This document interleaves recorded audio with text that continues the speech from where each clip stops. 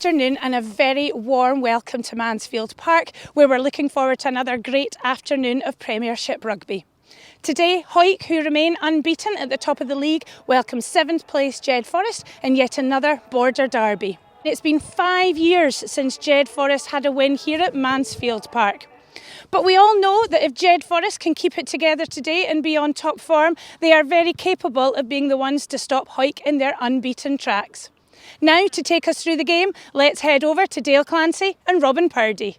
The formalities of the minute silence are now behind us, and both teams will now look to try and steal a march on each other in the Premiership. Hawick sitting pretty at the top. They're currently just a point ahead of Edinburgh Accies in the league table, and they'll be looking to try and retain their place at the top in the summit of the Tenants Premiership. But JED-FOREST down in 7th will certainly have something to say about that. It's a throw into the line out for Hawick. It's been well received there by Connor Sutherland. And now Rennick, Callum Rennick this time.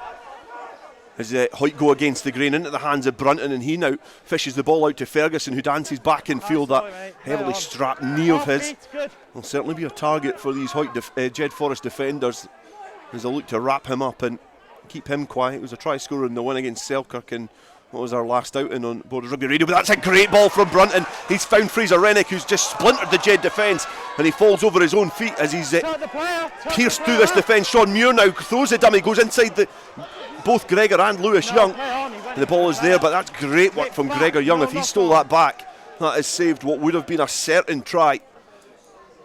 But Kyle Brunton showing the exact attributes that people have expected from him at Mansfield Park, because that was an excellent ball, a great line from the hooker Fraser Rennick, just maybe getting caught underneath his own feet, but the second phase was there, and perhaps the defence from the Youngs certainly wrapped that up. Yeah, great defence, as you say, from Gregor Young, and it needed to be. That was the first meaningful attack from Hawick, and they looked dangerous there. To me, it looked like they had numbers on this near side, and that's another one that's possibly gone a-begging for Matty Douglas's men. Yeah, that was a good opportunity.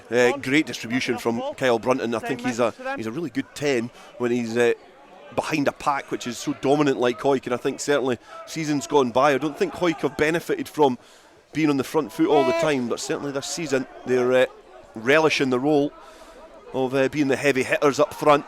There's the driving maul now from Hawick, splinters on the JED-22, but it's remained intact as the green jerseys just cluster back round Fraser Rennick. It's now into the hands of Connor Sutherland, who's almost choked out. But the referee has awarded the penalty towards JED-FOREST, but he's given a quick blast of his whistle a couple of times. He's now going to be having a little conversation with Fraser Rennick. Went into that with a shoulder potentially. Yeah. No. You run in from distance. You came in from distance in the side. You've tucked your arm. No, hear me. Tuck your arm. It's landed on the chest. It's a yellow card. That's a dangerous clear out, and it was fractions away from being a red. You need to tell your players that the tempers need to calm down, otherwise more people will leave the field. Southern Knights co-captain in the most recent Super 6 campaign, making his first start back in a Hawick jersey. The hooker's been guilty of infringing there, and the referees went to his pocket. Hawick 10 minutes into this game, down to 14 men, and JED-FOREST with the penalty inside their own 22 can kick clear. And JED-FOREST have now found themselves camped inside the Hawick half as Paulo Ferreira now carries the ball forward. Bambrick, he finds Scott. He goes forward, but it's great work over the ball there by Callum Rennick. If this has come back on a Hawick side, it shows that it just does show the attributes that young individual has on the floor. That's 2 occasions that he's been able to turn the ball over and Hawick survive. It's the first visit for JED-FOREST to the Hawick 22. They survive, and they can thank Callum Rennick for that. Ball's put into the scrum by Patterson, and it's stayed relatively stationary over there on the banking side at Mansfield Park as Brunton passes early to Riley, and he's released some space here, and Ferguson scythes through the defence. He's only got the one man to beat at the back, and that's Robbie Shearer-Gibb, but he does well just to snaffle the winger in the ankles. There's numbers up. Reece Tate now looks to go over the right line. He charges over, dances inside the JED-FOREST defence, And that is great distribution from Brunton, early distribution, great footwork from Ferguson, but what a finish from Rhys Tate. Yeah, it's strong stuff from Rhys Tate, and you're absolutely right. Brunton played a couple of great little cameos in that passage of play. First blood to Hawick, and the balance of play, it's probably deserved, but Jed won't be too disheartened with the way things have panned out in this first half hour or so. Right-footed kick, it's curling in lovely from the Hawick fullback, and he's got his 63rd point from that exquisite right boot of his for the season. JED-FOREST kick back downfield. It's been gathered by Ferguson, who's spilling it across to Kirk Ford. He's now looking to try and go round the outside and throws an unorthodox pass to Andrew Mitchell, who's just going to lump it up. He's isolated slightly as the JED-FOREST players try and get over the ball. It looked like Gregor Young perhaps lost his footing, much to the disgruntlement of the JED-FOREST supporters on the sideline here. And now Shawn Muir. Advantage, third time against you. Again, that's probably half a dozen carries so far. It's like look to try and expose JED-FOREST down the stand side here. They do have the advantage from the late challenge off the ball. 8, third time against you for late hits now. I told you, Captain, to tell you. And Gary Young shot out of the defensive line and left one on one of the Hawick players. He's been penalised for it, and it's perhaps, this could be a very silly penalty. He's about 7 metres away from the JED-FOREST try line as they hit Dalton Redpath in the middle of the line out. And now look to try and construct it as the JED-FOREST captain Clark Skeldon looks to swim his way through. It's went to ground, but still in the hands of Fraser Rennick, who brushes off the first JED-FOREST challenge. The bodies now piling as the referee has spotted a knock on in there. And good defences work from the maul, because that maul, the driving maul, the attacking maul from Hawick is such an important weapon for them. Yeah, JED-FOREST were in the back of 2 defeats last season. They lost at home 34 points to 10, and then in the reverse fixture 24 points to 7. So they've not had a lot of great times scoring against Hawick either, as from the scrum Hawick put a little bit of pressure on, but it's been swept up there by Gary Young at the base of that scrum, and back into the hands of McGough, who just has to stab that downfield off of the field of play with a low effort, which just goes out of the 22. Fraser Rennick again throws into the line out, and it's a bullet to the back of the tail of the line out. The maul now is set up, and it's got a little bit of momentum early doors as the defensive effort from Jed has to work hard to get round the corner and get across the field. And Hawick getting closer and closer towards that line. The referee has got a great line of sight in there. It's a maul. Lost now. Hawick's trying to stretch this Jed defence. There's no ball carriers within about 10 metres, and Callum Rennick just watches that ball bounce off his shoulder and fall into the hands of a JED-FOREST player. Aidan Bambrick now has got the ball on the 10 metre line as Clark Skeldon looks to try and push it on. Great footwork from Jai McGough, who manages to find Gregor Young. He goes back in field, manages just to bounce off Ethan Riley. He keeps going, scampering over the 10 metre line, now up towards the Hawick 22, and JED-FOREST look to try and end this first half on a bit of a flourish. They're going to win the penalty as well, as Clark Skeldon carries forward and pumps the legs deeper towards this advantage 9.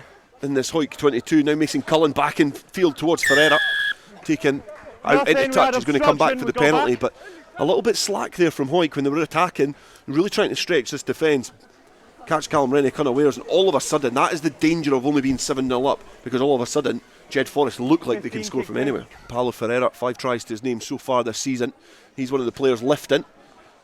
He's found himself towards the front of that maul now, retreating round, and he's found himself in a very good position. He's trying to get in a try scoring position, but it's in the hands of Finlay Scott. He passes it back in field, and it's a kind of a pass more in hope than anything else, but it does fall into the hands of a JED-FOREST player. Now the fancied try scorer, Paulo Ferreira, steals a couple of yards. Now Gary Young, and now the opportunity for Ben McNeil to try and carry. And then Captain Skeldon, who's just bundled back into the ruck. And now Ferreira looks to try and go over the try line. The referee has got a good line of that. I don't know if it is perhaps just a little bit short. And there's hands in there. JED-FOREST looking to try and get that back. And has come back on their side, but they've been well defended there by Hawick. And now Ferreira, who gets up pretty quick and loves a try. And he's got that back there. well presented there from JED-FOREST yet again, as they're trying to twist and turn their bodies into positions to thwart this Hawick defence, but the heels are well and truly dug in. And Ricardo Ferreira now getting closer to the line, almost, but he's not able to there. And now JED-FOREST again looking to snake and worm their way towards the try line. The ruck has been pulled over and it has been held up after some formidable Hawick defence here on their home patch. It saves them from conceding a try at the death. The referee has blown half time. Hawick 7, JED-FOREST 0.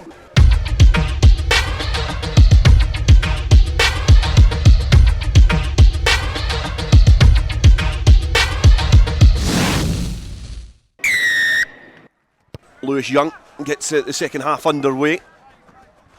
It's straight into the hands of Kurt Ford, and he kicks up towards the halfway line, and it's very well gathered by one of the Hawick replacements on the bench. I think that's Logan Gordon-Woolley who managed just to catch that. Finlay Scott is going to try and get them underway on the halfway line, right in front of us here on the stand side in this Tennent's Premiership action, and it's peeled off into the hands of Skeldon, the captain, who makes a good 10 yards.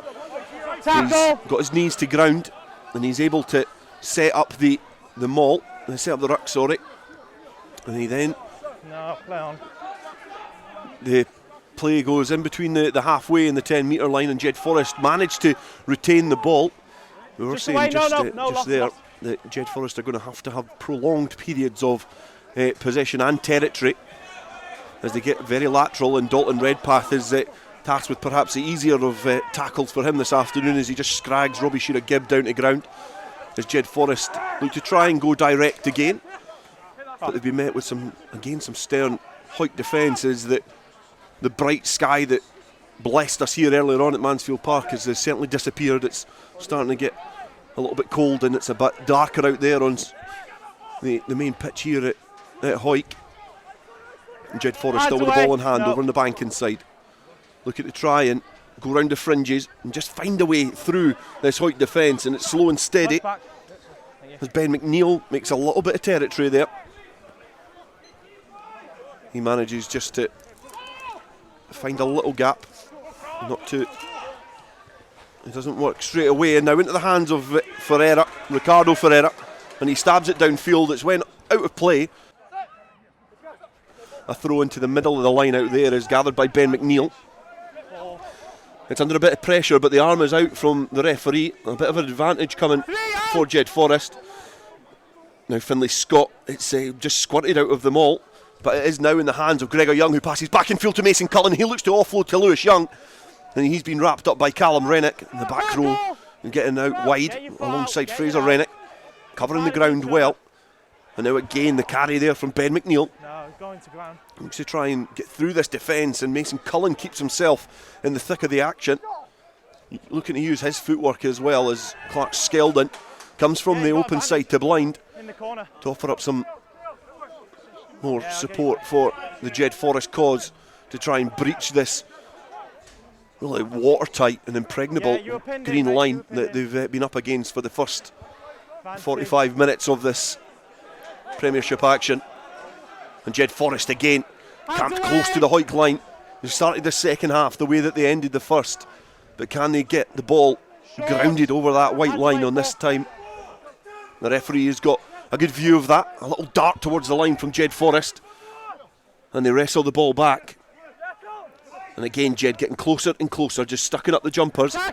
And Lewis Young looked to try and just catapult himself over that ruck, but was perhaps caught. But JED-FOREST do get over. Eventually the Hawick defensive line is breached, and it's Gary Young who's got the try, the big burly number 8. He went it alone, and it looked like he was going to be under all sorts of pressure. Game on. Yeah, I've been impressed by Gary Young this afternoon. He's put himself about. I'd call that a deserved try.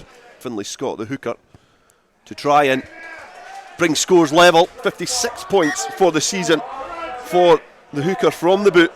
And JED-FOREST from that scrum, they secure it. It's been spilled. It's now going to come back on the Hawick side as they scramble for that ball. The offload does go in, and it's bounced into the hands of Andrew Mitchell. Andrew Mitchell now releases Lewis Ferguson, and he's going to palm off Mason Cullen and go in the corner, and Hawick get the score just when they're saying they're not looking likely to be scoring this afternoon. They put the pressure on the scrum. Ricardo Ferreira not able to gather the ball when he was coming in an acute line, and Andrew Mitchell swept it up. Ball went wide to Ferguson, who managed to use his momentum and going in the corner.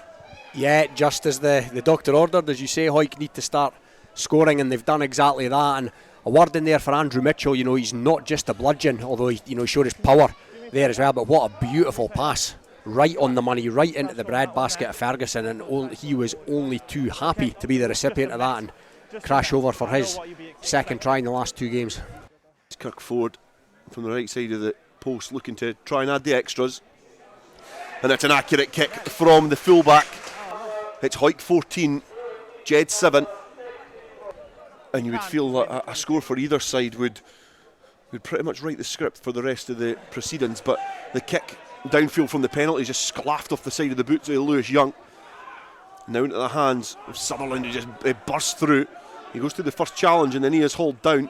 Welsh, who was in the heart of that ruck and does well to get that away into the hands of Ross Graham. To say the ex-Watsonian Zucker spins out the challenge. There's 1-2 challenges, he palms off the next. If he can go all the way, this would be a great try. Stays on his feet. He's 5 metres shy of the JED-FOREST line. And now Hawick have numbers up on the left-hand side. All they need to do is get the ball through the hands. It's been held up there by Rhys Tate and he's knocked on. It's been stripped out of his hands. The referee almost letting that play, but Rhys Tate should have given that ball to a Hawick player, and they were in the corner. There would have been daylight between these two teams, but great JED-FOREST defence, ripping it out, and it remains 14 points to 7. Yeah, scrambling defence from Jed. Opportunity butchered for Hawick there, Dale, you have to say, and that could be a pivotal moment at 14-7, because a bit more daylight there, it looked for all the world was going to occur. But yeah, Herculean stuff by Graham there. What a charge. Yeah, really good stuff from Ross Graham. He burst through from his own 15 metre line. He managed just to get towards the 5 metre line of Jerry. Probably bounced off about 3, 4, 5 players in different collisions. All had an opportunity to bring him down but couldn't. But Rhys Tate should have given that ball, and it would have given Hawick 3 tries here with 15 minutes remaining. The Hawick fans are now perhaps a little bit apprehensive of the visitors and their capabilities, because this is certainly a game that JED-FOREST can win. It's going to be a free kick to Hawick. Can they take it quickly? Gareth Welsh does go on the left hand side and he has scored a try. Another defensive scrum for JED-FOREST, and it's another try for Hawick. They stretch their lead. It's Hawick 19, JED-FOREST 7. Yeah, and it was a free kick awarded that time, so he did exactly the right thing to tap and go. He caught the Jed defence completely napping, and that's the daylight that Hawick have been looking for. 19 points to 7, kick to come. Good, incisive, quick play by Welsh there. Kirk Ford pings it in between the Kinlan, and that's a great conversion from the banking side of Mansfield Park, and it is Hawick 21, JED-FOREST 7. It's McNeil who's managed to get his way towards the 10 metre line. They're having to dig about a little bit, JED-FOREST, to try and get the ball back, and they're doing well to do that as Big Atkinson just charges over the wanting Hawick defence. And JED-FOREST now find themselves in the Hawick 22 after defending their own line. And Finlay Scott is one of the players looking to try and put his hand up for it, taking the effort ever more forward.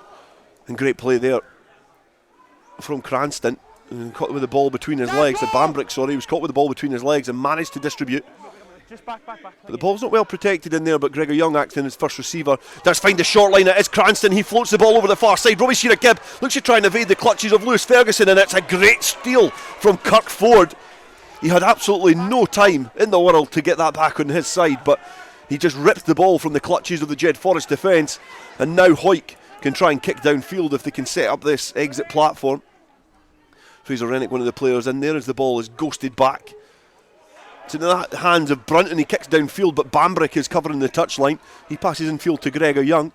He's looking to try and go round the outside of Logan Gordon-Woolley, who passes to Mason Cullen, who looks to just weave his way infield and then back out. But he's been carried over the touchline. And that is, in terms of quality, that's probably the best 5-10 minutes we've had in this game. We've got a minute left. Hawick 21 and Jed 7. The clock at the club side illuminates 0 minutes left to play as Bambrick, he finds Lewis Young, who looks to dance back in field, but he's been wrapped up well by the Hawick defence. And JED-FOREST now still attacking, looking to try and get that losing bonus point. Still got plenty to play for here, as Hawick will certainly keep their grip on the Bill McLaren shield, but Ricardo Ferreira look to try and get the offload in there, but that's a great tackle. Managed just to get in there, suffocate that ball, but the advantage is coming for JED-FOREST. They've got a free ball to play with, and Finlay Scott is one of the players who's wanting to gamble. You get the number of that, Shawn, who's on in attack, tackler? As he puts the big outstretched arm and tries to palm off the Hawick challenges. But JED-FOREST are conceding territory so far.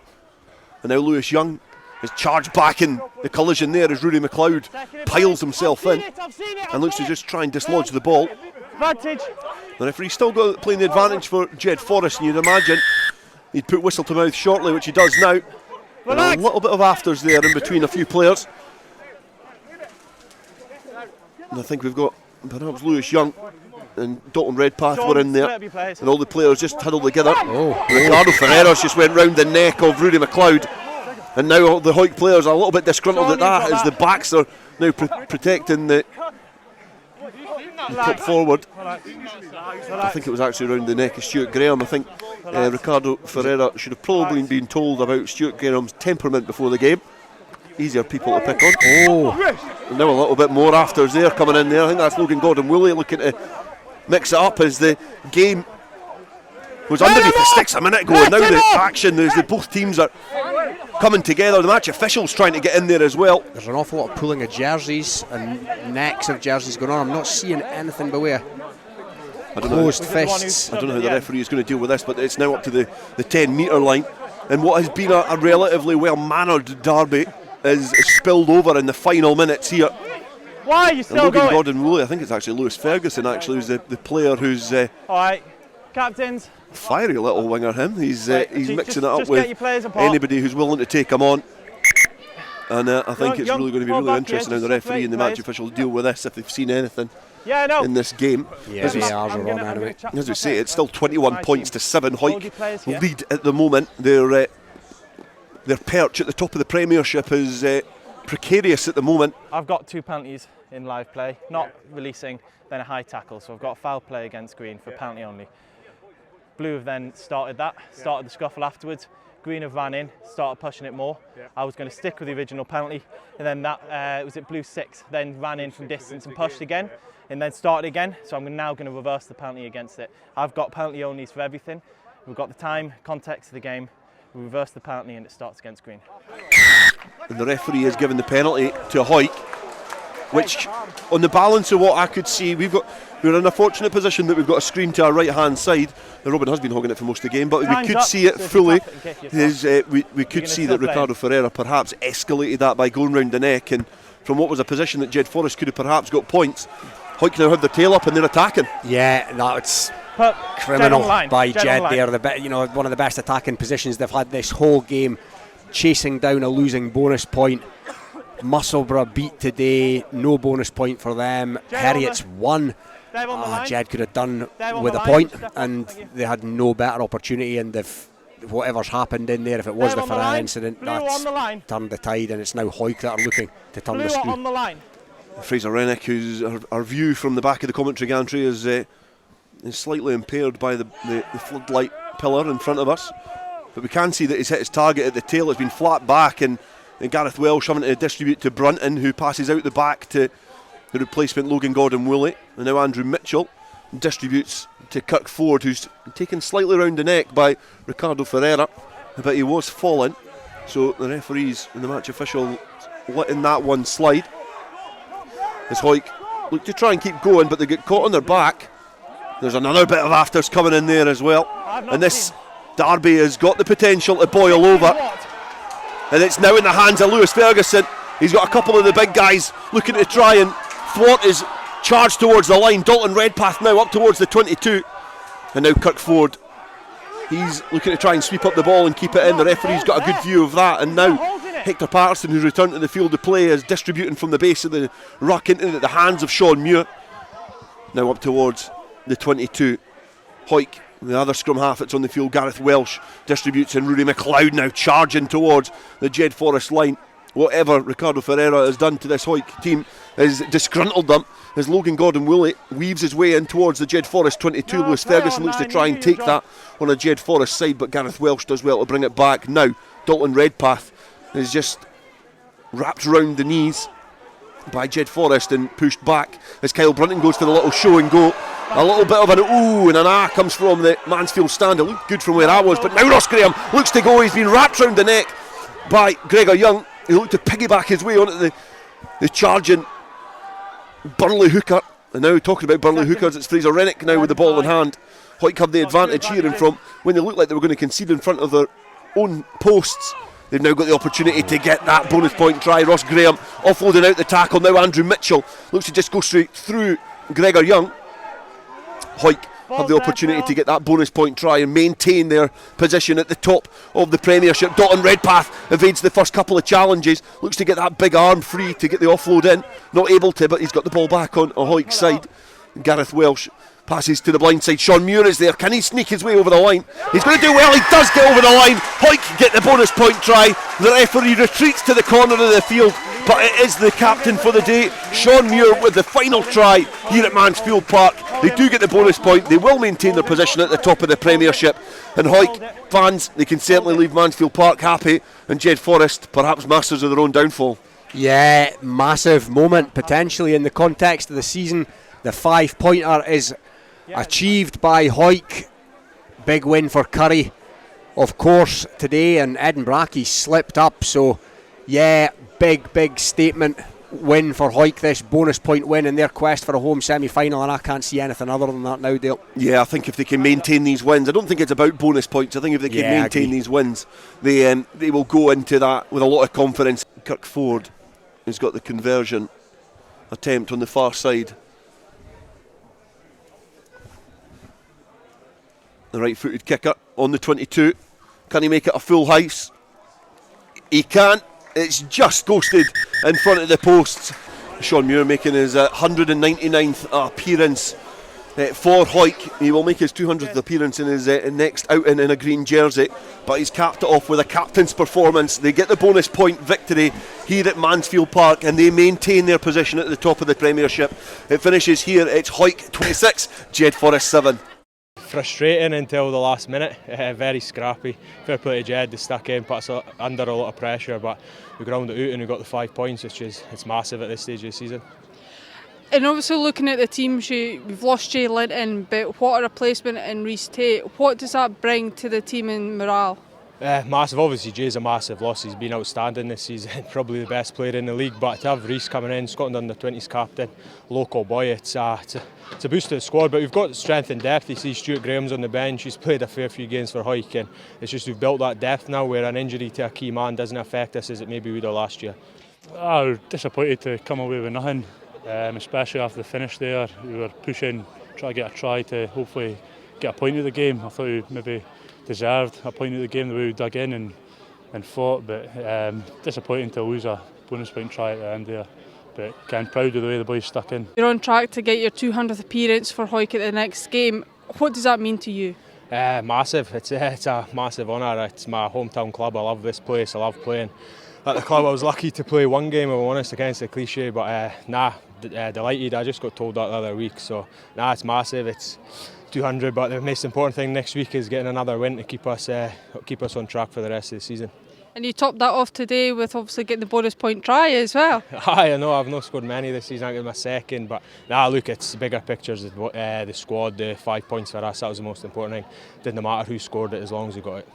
We work hard in the defence. We always try and pride ourselves in the defence, but I think coming out after half time, just try and get more hands on ball, can try and pose more a threat. Give your back some better ball, try and get your line out functioning, and we did that in spells. Maybe didn't do it enough, but happy with our defensive effort. We made Hawick work for their tries and all, which is promising. Just a shame they got 4. So we started in the sunshine and we finished under the floodlights here at Mansfield Park, and it was a bonus point win for Hawick, which keeps them at the top of the table and allows them to retain the Bill McLaren Shield. Next week it's a Friday night game for us where we go down to Philip Hawke for JED-FOREST against Selkirk. That game will not only be a Premiership game, but it'll also be a double-header Border League game. We hope to see you there, but for now, cheerio.